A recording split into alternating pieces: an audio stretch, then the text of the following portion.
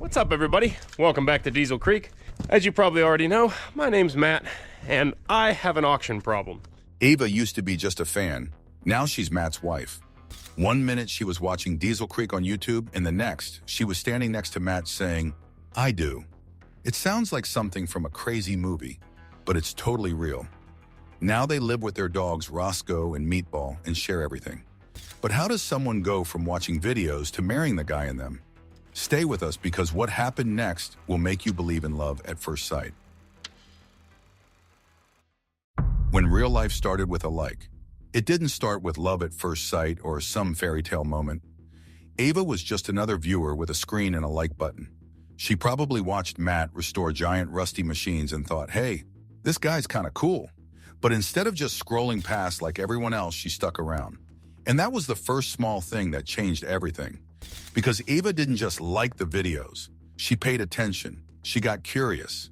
And let's face it, she probably saw something most people missed. Before we dive deeper, it's clear that Ava's story isn't just surprising. It takes a turn no one saw coming, and what she did next will shock you even more. Matt, the guy with grease under his nails and a habit of dragging dead machines back to life, wasn't out there looking for love.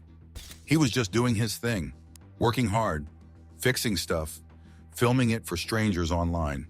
He had no clue someone like Ava was out there watching closely. Back then, he had a modest following. Nothing crazy, but those who watched knew he was different. He wasn't loud or fake, he was just real. Pop the hood off of here to get a little better access and then start trying to figure out which cylinders we think are affected. I would assume it's number 6, but you know what they say about assuming. And people, especially Ava, noticed. While others clicked away, Ava stayed. Maybe she sent a message. Maybe she liked a few too many posts, who knows? But something she did caught his attention. Eventually, they started talking. Just two people from different corners of the internet chatting about machines, welding, and whatever else came up. Nothing fancy, just simple conversation. But sometimes that's how the big stuff starts, with something small. Time passed. Matt's channel kept growing. More views, more tools, more grease. But behind the scenes, Ava was still there, still watching, still talking. Slowly, something started building between them. Something that didn't have to be shouted out loud or posted in a million stories. It was quiet, steady, real. They say opposites attract, but honestly, Matt and Ava weren't all that different. He liked welding. She liked watching him weld. He was hands-on, she was thoughtful. He built machines, she built connection. Pop the hood off of here to get a little better access and then start trying to figure out which cylinders we think are affected. I would assume it's number 6, but you know what they say about assuming. It wasn't sparks flying, it was more like two pieces that actually fit. It wasn't perfect, but it worked. And in today's world, that's rare. By the time Matt was turning broken tractors into working beasts again, Ava had already built something just as solid with him. They were no longer fan and creator. They were something else, something more. Then came the day everyone talks about, the wedding, October 21st, 2021. Not some Hollywood thing, just them being real, surrounded by people who actually mattered, and probably a couple of machines in the background too. Now people scroll through Instagram and see them smiling next to rusty loaders and half-repaired bulldozers. It might look strange to some, but for them, it's perfect. Ava became more than a fan. She became part of the Diesel Creek story. She doesn't just watch the videos now, she helps shape them. Whether it's holding the camera or holding Matt's hand after a long day of fixing broken things, she's there. Always. Some folks still don't get it. They want to know how a YouTube guy ended up with someone who was watching from the sidelines. But maybe they're asking the wrong question. It's not how did it happen, it's why. And the why is simple, because real sees real. Ava didn't fall for the fame or the numbers. She fell for the grit, the honesty, the man who picked up junk and turned it into gold. And Matt, he found someone who didn't want to change him. She just wanted to be part of the ride. Now they wake up every day next to each other, with oil stains on the floor and dreams still growing. They're not chasing views, they're building a life. It's not about fancy dinners or stage photos. It's about fixing what's broken, together, Whether it's a busted engine or a bad day, they handle it side by side. There's something special about finding someone who cheers for you when the camera's off. That's what Eva is. She showed up as a fan and stayed as a partner. She didn't just like the content, she liked the chaos, the effort, the heart behind every video. She chose all of it. And that kind of loyalty? You don't just find that in a comment section. Some fans dream about meeting their favorite creators. But Eva did more than dream. She acted. She stepped out of the fan zone and into real life. And while most people stay behind screens, she walked straight into the workshop. That move changed everything. Now, Diesel Creek isn't just a channel, it's a life they built together. Rusty parts and all. And while people online still ask about Matt's tools or his next project, some of us know the best thing he ever built wasn't a machine. It was this bond, this crazy, greasy, real-life love story that came out of nowhere, but makes total sense when you look close. Because it wasn't luck or fate or some YouTube magic. It was two people who saw something in each other that the rest of the world missed. Two people who decided that fixing old stuff was cool, but building something new together? That was even better. But before we get to where they ended up, we need to see how Matt got his start. From a small town to big machines. If you think life has to follow a plan, Matt Stetar would laugh and show you his toolbox. He didn't grow up in a big city or a fancy suburb. Nope. Born in a quiet Pennsylvania town near the edge of West Virginia. He wasn't some spoiled youngest child either, even though he was born almost 10 years after his closest sibling. His dad spent over 30 years selling copiers, the kind of machines nobody really thinks about until they break. But this guy, he didn't care much for papers or business suits. He liked nuts, bolts, and busted engines. His hands were always dirty. He pulled apart toys before he could even spell screwdriver. And while nobody else in his house seemed to get why he did it, he just kept going. The funny part? His grandpa had been a mechanic, but he never got to meet him. Still, it was like the tools were calling to him from the past. While other kids played video games or chased sports trophies, he was down in the garage figuring out how stuff ticked. School? Let's just say it wasn't built for someone like him. He went to a Catholic high school over in Weirton, but they pushed the college route hard. That whole place acted like every kid was headed for a desk job. He wanted something else. He looked into a trade program in West Virginia, but they shut him out because of some residency rule. Great, right? But he didn't mope.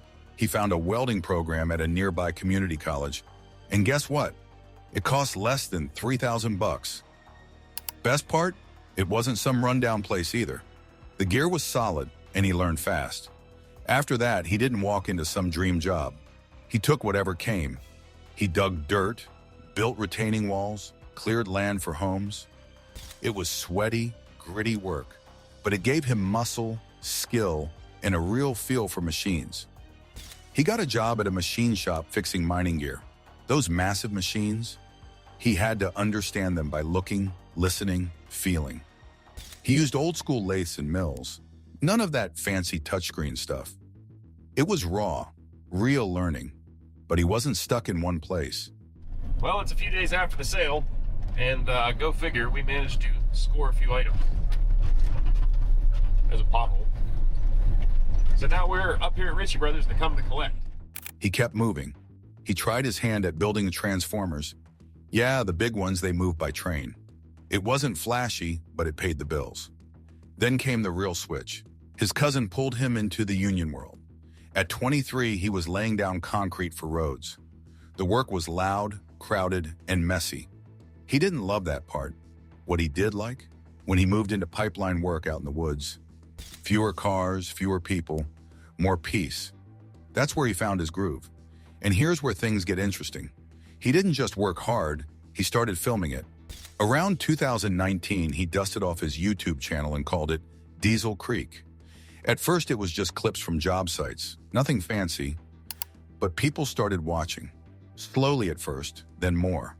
After 6 months, he had 1,000 subscribers, then 30,000. He wasn't just showing off tools, he was showing a life. One project turned into another, fixing old tractors, digging up buried gear, running machines like they were toys. Then came COVID. Jobs dried up, crews got laid off. He had a choice. Sit around or go full speed into YouTube, he picked the second. And it worked. People stuck at home wanted to see real work, real machines, real sweat. His videos were raw, honest, and kind of addicting. He kept uploading. More gear, more dirt, more big machines getting new life. Fast forward to early 2025. He had made a name for himself. His net worth? Around $300,000.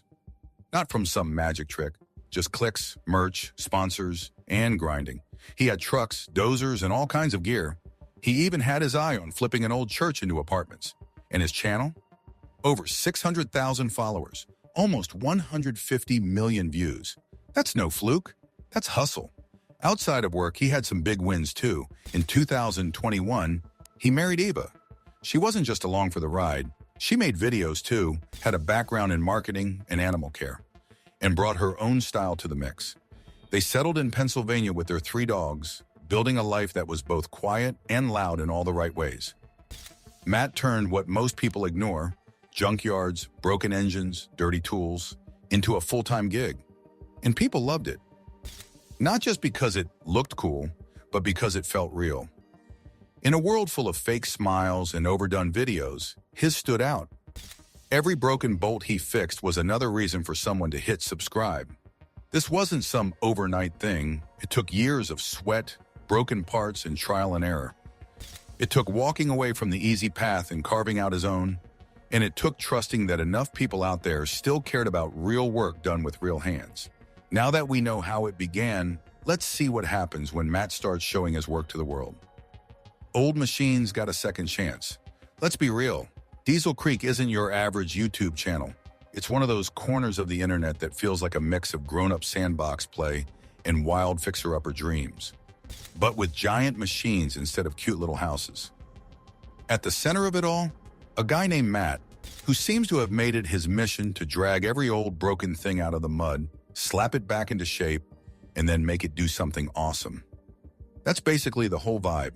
Take it, fix it, run it, break it again sometimes, and do it all with a shrug and a laugh. And people eat it up.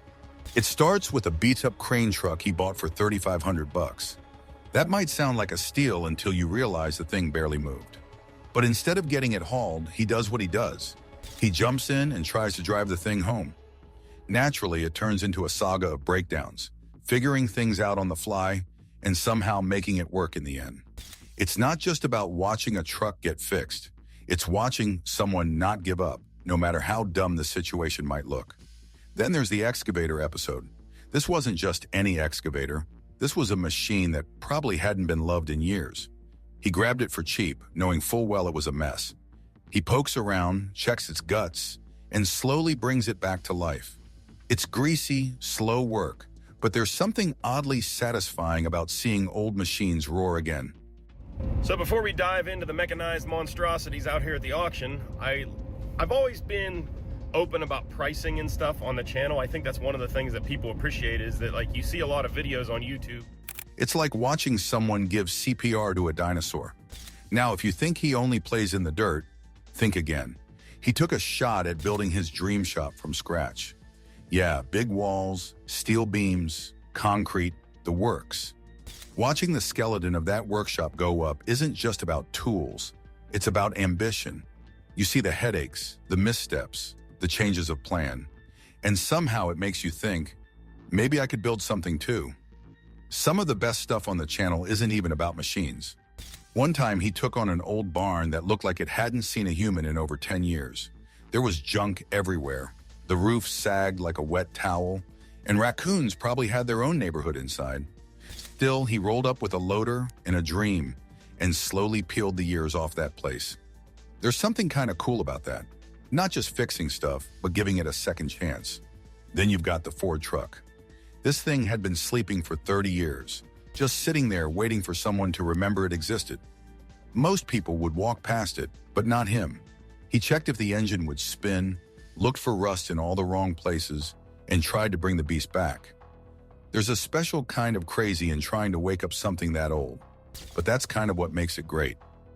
He also hit up an auction and walked away with some big toys. Now, most of us wouldn't even know how to start a machine like that, let alone bid on it. But there he was, tossing cash around like he knew what he was doing. You get to see the risks, the rewards, the weird stuff that happens when you try to buy something that was probably last used before you were born. It's like an adult version of going to a garage sale and coming home with a backhoe. Fixing old trucks was just the start.